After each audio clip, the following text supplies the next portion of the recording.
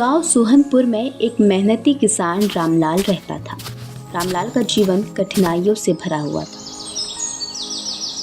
उसके पास एक छोटा सा खेत था जिसमें वह दिन रात मेहनत करता, लेकिन लगातार सूखे और फसल खराब होने से उसकी आर्थिक स्थिति बिगड़ती जा रही थी।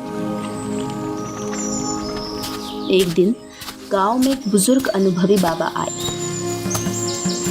उन्होंने रामलाल को उदास देखा और पूछा, बेटा इतना परेशान क्यों हो? रामलाल ने अपनी सारी समस्याएं बाबा को बता दी। बाबा मुस्कुराए और बोले, बेटा मेहनत में बड़ी ताकत होती है। अगर सच्चे दिल से परिश्रम करो तो ईश्वर अवश्य फल देंगे, परंतु मेहनत के साथ सूझबूझ भी जरूरी है। रामलाल ने बाबा की बातों पर गहराई से विचार किया।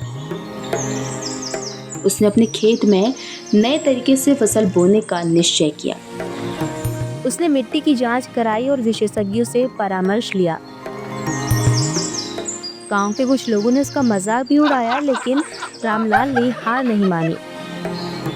फसल की देखभाल में उसने दिन रात एक कर दी। उसने समय समय पर खेत में पानी दिया, कीटनाशक का उपयोग किया और खरपतवार को समय पर हटाया।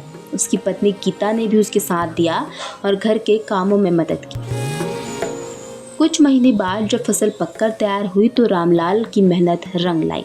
उसके खेत में गेहूं की बालियां सोने जैसी चमक रही थी। गांव के लोग आश्चर्यचकित थे।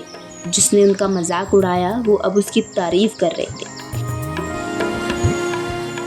रामलाल ने अपनी फसल को अच्छे दाम पर बेचा और परिवार के लिए सुख सुविधाओं का प्रबंध किया। उसने गांव के अन्य किसानों को भी आधुनिक खेती के तरीके सिखाए। धीरे धीरे पूरा गांव खुशहाल हो गया। एक दिन वही बाबा फिर गांव आए।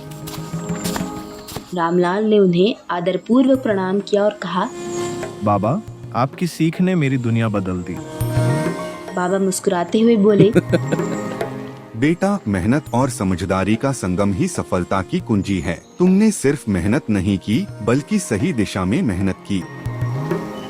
रामलाल की आंखों में कृतज्ञता के आंसू थे। उसने सीखा कि कठिनाई चाहे कितनी भी हो, मेहनत और बुद्धिमानी से हर समस्या का हल निकाला जा सकता है।